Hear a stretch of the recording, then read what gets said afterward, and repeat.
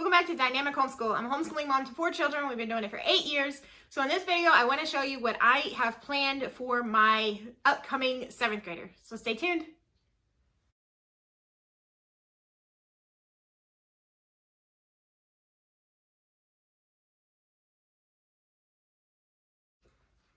Okay, so for my 7th grader this year, he is also going to be finishing up Daily Fundamentals, grade 6. If you go on the Evermore website, you can sign up for their email list. Once a year, they will send you a notification that you may now go on, sign up, and get one of these books sent to you, grade 1 through 6, for free. You can print it. It has language arts, math, and reading in it. We just use this to kind of gently start our school day. I think it's also a great review for some concepts that we might have missed. So he's going to use that to start us. For math this year, we are still using Math UC. He has moved on to book Zeta. So we're going to finish up, and this has to do with decimals and percent. So Math UC. Now, for spelling, he's still doing spelling. He'll probably do it up until 8th grade, and then stop. It really depends how far he gets or if he finishes. So we're going to use Spelling Power still. We're going to continue with that. For his writing, I am using this Harcourt Family Learning Writing Skills. I think it's going to be a great introduction into paragraph writing and letter and proofreading. So he's going to be doing this. For grammar, we are going to be using Fix It Grammar, book 4. We have to finish up book 3, then we're going to move on to book 4, Fix It.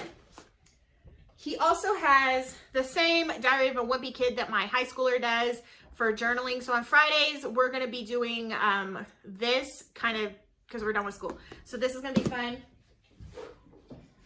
I also purchased, because I did with my daughter when she was younger, but I purchased a mother and son journal where it asks us some questions, and it asks me and then it asks him, and we get to experience and talk about things that, you know, they could come up or not. Some memories that I just didn't know he had or I had.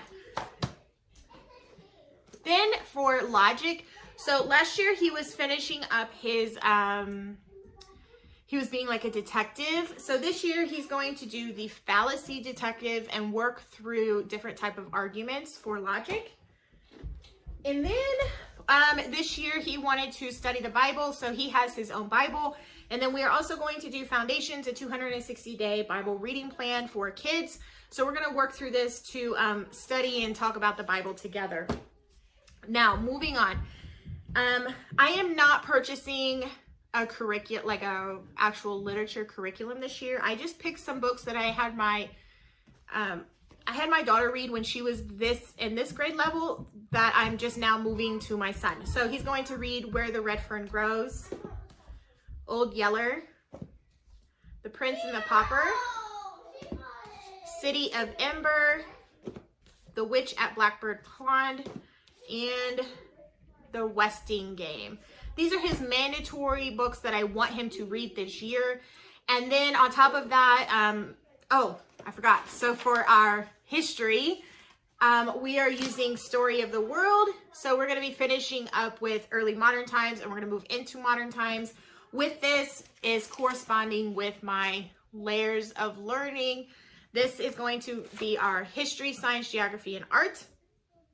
So we're going to go work through, we're finishing up year 3.